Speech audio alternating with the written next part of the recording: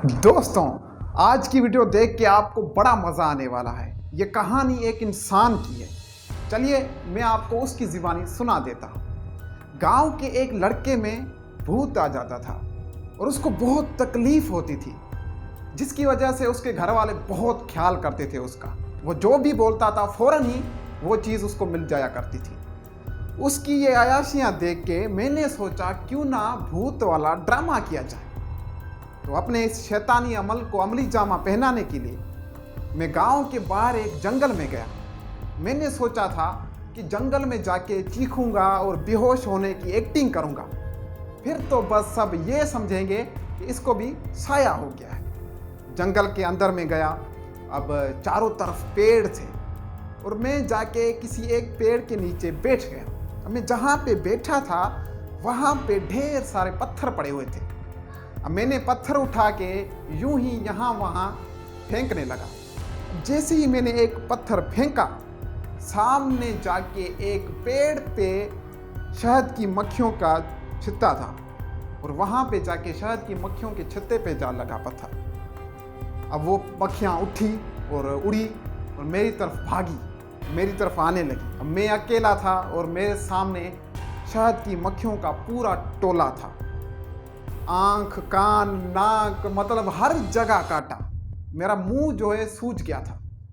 मैं तो यहाँ जंगल पे भूत वाला ड्रामा करने आया था, लेकिन फिलहाल मेरा मुंह भूत जैसा हो गया था। मैं भागने लगा और भागते भागते एक कीचड़ में जा गिरा और कीचड़ में गिरने की वजह से मेरे कपड़े और मेरा मुंह जो है काला हो गया था और मैं भागने लगा, उठ के भागने लगा।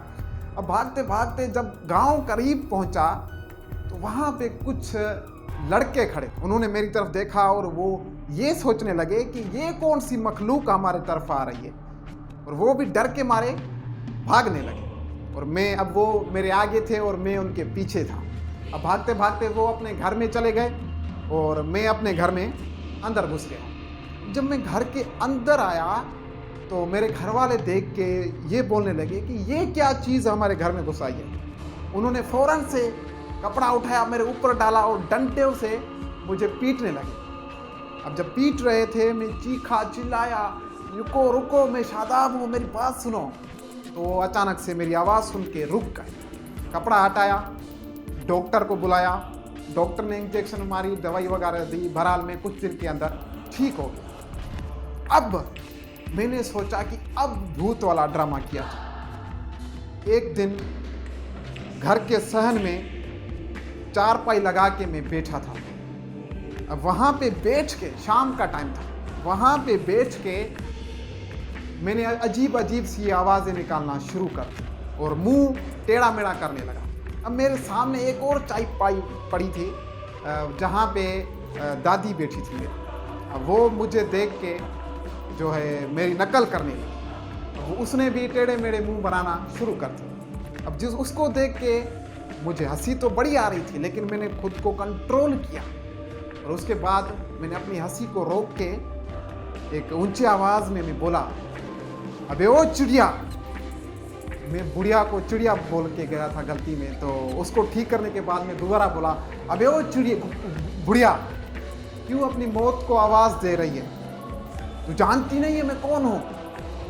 जंगल का भूत हूँ मैं और तेरा पोता शादाब मेरे कब्जे में है। ये सुन के दादी चीखने लगी। ऐसे में अम्मा अब्बा भी आ गए। वो उन्होंने बोलने लगे, भूत बाबा हमारे बच्चे की जान छोड़ दो, ये है ही निकम्मा, इससे निकल कर पड़ोस वाले बच्चे में निमट जाओ। ये सब सुन के मैं दिल में बोलने लगा कि शुक्र है कोई असली भूत नहीं था, वरना कितनी बड़ी बेइज्जती हो जाती, वो भी भूत के सामने।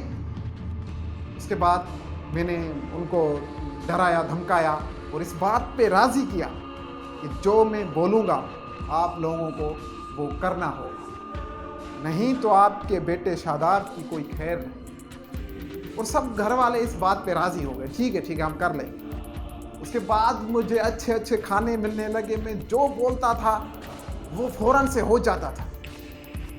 अभी घर वालों को थोड़ा बहुत शक भी लगने लगा था कि ये कौन सा भूत है जो पेप्सी बोतल मांग रहा है, अच्छे अच्छे खाने मांग रहा है, ये कौन सा भूत है। बहरहाल वो डर के मारे कुछ बोल नहीं रहे थे। कुछ दिन गुजरे।